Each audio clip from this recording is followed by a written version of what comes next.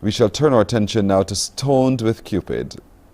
Stoned with Cupid, good morning. Good morning. See what I go through? Yes, I do. You now see what I go through. He now gets a chance to see for himself. But this is it. Congratulations, first of all, Yes, thank you. on all that you've been achieving. Yes. And you brought your award with you. I did. I hope it's not pretentious. No. To walk with it. But I mean, even an award, you want the world to know. So Yeah. I'm the Gine People's Choice Poet of the Year for 2022. He's looking just to be sure. I was like, it's 2023, but I think it's 2022. Yeah, looking back on the past year. Yeah. What does it mean to you to hold this award and to have this award? Well, a People's Choice Award is a very valuable award because it means you resonated with the people. And as an artist, you know, you may create something that may resonate with you, but you don't really know if it's translating over to the audience. So to win a People's Choice Award is something like poetry where you're not really too sure how many people you really got. It meant a lot. And I feel like I put in so much work last year, so it was really like a manifestation of all that hard work personified into this, I believe, wooden trophy. What do you say you've put in a lot of work? What do you mean? So last year, I created this digital media strategy to take Barbados spoken word and flood it to Bajans and also flood it to the world. So within a year, we had 24,000 followers on TikTok. The TikTok has an aggregate view count now of near 1 million. And we created like 24 Instagram reels, and we talking professional camera, professional audio, exploring a range of topics from masculinity, misogyny, even the war in Ukraine, climate change.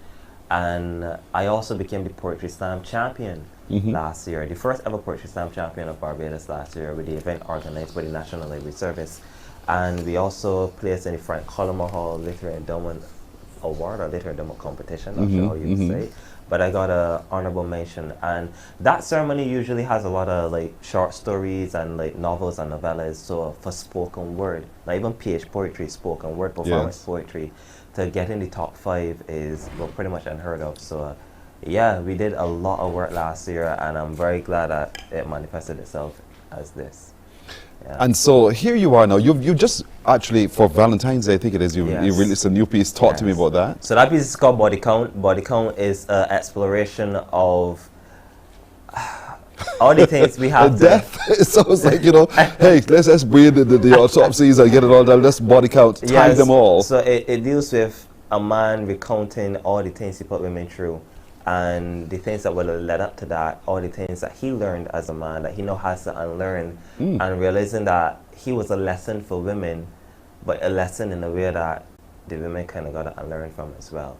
So it's not about the intimate nature of body count, it's losing count of the times he manipulated women, the times he would have gaslit women, the times where women would have traumatized him and then in turn he traumatized women.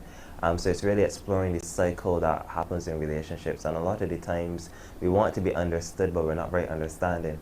And it's him reasoning with himself and realizing that, okay, coming to an understanding that a lot of the things that I am are not necessarily a result of me, but it's my responsibility to be aware of them and also to do that healing. So I wanted to really personify that because I find COVID was very turbulent for a lot of relationships. And also a lot of people found themselves in relationships because of COVID.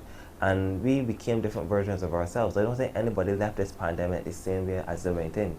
And the same thing for relationships. So the last 3 years I've been just noticing so much of my peers going through, marriages as well, going through so much rocky times. And I really wanted to personify that because I believe spoken word is one of the things, if you do it right, it could last forever. Because if you do music and you do it to like a disco beat, that's going to date it to the 80s. But if you just have raw spoken word vocal, it could last forever. So once you speak in truth, I believe it could definitely resonate for generations to come.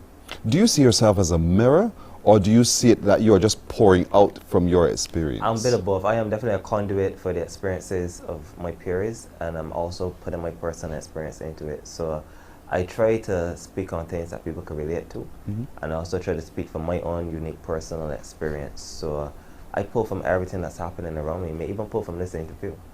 Oh Lord. I'm going to find myself somewhere in somebody's spoken word. But here, I'm asking that simply because sometimes you can lose yourself in doing all of this. Right. Have you found at any point in time in your journey, you've lost yourself and had to come back to who you are? I won't say so. The reason I asked is because in your description just you said there are times as a man you learn and then you had to unlearn. Yeah. And that's why I'm asking about the losing. I think you have to poetry can be a self-healing journey. Because if you're packaging something sometimes for profit, you're packaging your pain for profit, you kind of got to relive that traumatic experience over and over. If it's your personal traumatic experience, I try not to put anything in my poetry that I haven't intimately understood and met face to face, because you can go on a stage and perform a piece 10 times that triggering you. I mean, the triggered state you're in might make for a very passionate performance. Yeah.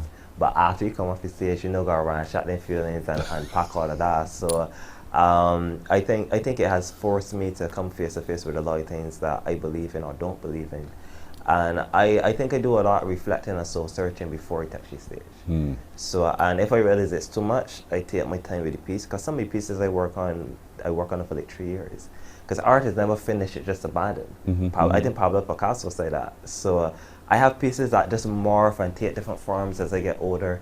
So I don't say I lose myself in it, but I like to lose myself in the performance sometimes. Yes, because yeah, you want to go to that place. Because when you stop being Akim Chandler Prescott and you start becoming whatever the character is, that's when you know you're on the right track. And then when you come off the stage, you go back to being Akim. Yeah. I guess it's kind of schizophrenia if you're not really used to it. But yeah, it's a very, actors go through a lot of interesting things. Yeah. I know exactly what you mean. Yeah. If I said to people I'm very quiet, they would never believe it. Yeah. Because I sit here and yap for a whole morning, you know. But then I'm on my own, You know, I'm comfortable there as well. And that's the whole journey that you've been on as well. But here it is now, you're recognized for it. Body Count is your latest production. It's all done. Have you ever given thought to moving from just performing live on stage to actually, it's almost like doing a video. It's like how musicians do, artists do music videos, that kind of work. I have music videos. I know. It's just that with spoken word, I'm not sure music video is always the most effective tool. I find when you do a live performance and you capture a live performance on video, the passion is so much more like just palpating, right, compared to a recorded thing. But as I would have said earlier, we really want to take spoken word and package it in a digital way and disseminate it to the world. Because I firmly believe that spoken word artists in Barbados have the ability to create for Barbados what Afrobeats is for Nigeria. Because you cannot imitate the Barbadian accent. You could try, but it don't really work. And the Barbadian story is something that only you as a Bajan would know. So once you package that story, you package it with our accent, or even package it with things that are uniquely Barbadian, if we can export that, then we have a resource that no one can copy. And I think spoken word, the startup capital for it is so low. You don't really need, I mean, I choose to do mine with cameras and professional audio equipment, but I like 1 or 4 people, right? So the majority of them, they don't even use that. So you don't really need a lot of money to create an authentic spoken word experience. You really just need a mic and a stage and get somebody capture that on video like this and it can translate. So I firmly, as you said, want to package the work into different visual products, not just music videos. I see some stuff with AI that I want to try. Oh dear. So we can see how that works. Hopefully AI doesn't come alive and start doing poetry. Get my job from it. But yeah, we'll see what the future holds. Well, the future is bright for you, though. I hope so. Stoned with Cupid, congratulations again on your award and for the release of Body Count. It's his latest release. And I know you have to go upstairs because you're going to be on 98.1 The One. So tune in then to hear him with Black Rose Supreme in the Breakfast Party in just a little while. Thank you and all the best indeed. You know, one fascinating young man, his mind is always ticking over and it's ticking over in a good way. Thank you so much for joining us. Thank you for having me. You're very welcome. All right, we're going to take a break here. We're coming back in just a moment. Morning, morning, morning.